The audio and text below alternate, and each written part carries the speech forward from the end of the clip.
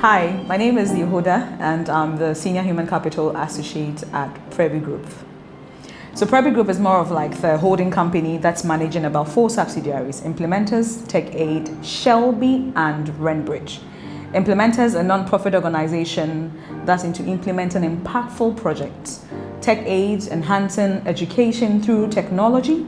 Shelby, which is a property development entity, and then we have Renbridge, that's into property management. One of the RIVE statements I'm sure people have heard say is that data allows you to take informed decision, and that's not a lie. At Prebbie Group, we take every decision based on data that we have, and for our subsidiaries as well, any projects that they would want to take up, any initiatives that they would want to implement should be based on data, conversations with community members, at Tech Aid, conversation with stakeholders when it comes to the educational space. And so data allows us, of course, to take objective decisions at Prebbie Group.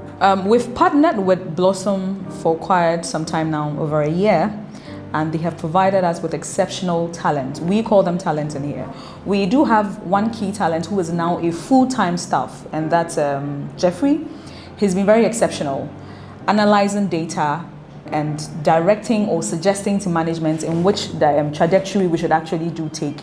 And so partnering with Blossom Academy has been great. It has been good. They've provided us with interns who understand the reality when it comes to data analytics at Prebbie Group. We've had this conversation for about 1 minute, and I'm sure at this time you should be able to tell that, of course, I'm giving it an absolute yes, recommending Blossom Academy to organizations within and beyond Ghana.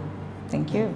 I'm sure it's a right statement to hear people say that data allows you to take informed decisions.